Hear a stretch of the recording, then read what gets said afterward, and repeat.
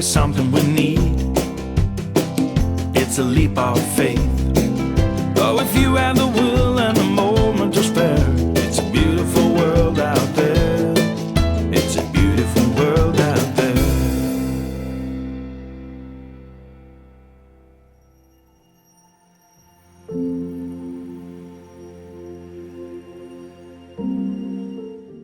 For today's walk, we are visiting the small town of Dalgety Bay.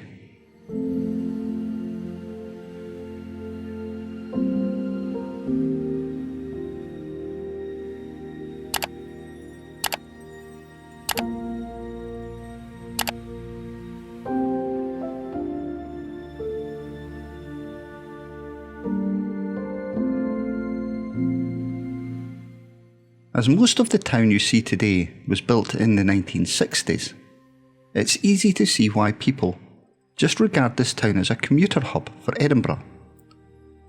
But that would be to give it a disservice.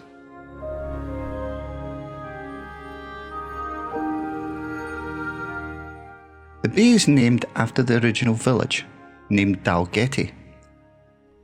The village has all but disappeared, with the ruins of St Margaret's Kirk being the only remnants of the historic village.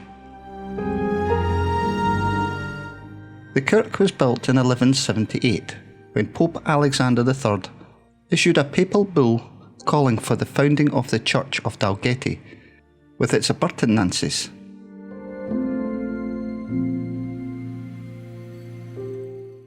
Several gravestones remain in the old churchyard, some as early as 1665.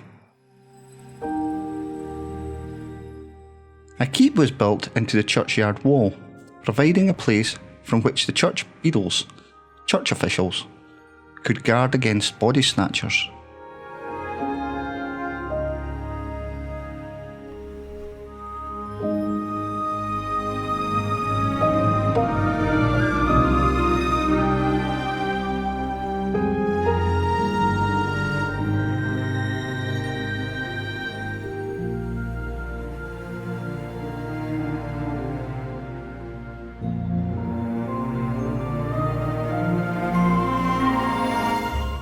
The old town dates back to the 12th century, and the surrounding lands were part of an estate owned by the Earl of Moray. During the 18th century, the village was removed on the orders of the Earl of the time.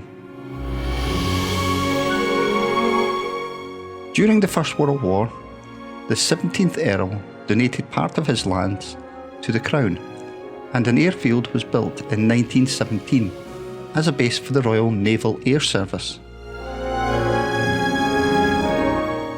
The town sent 30 men into war, with only 8 returning unharmed.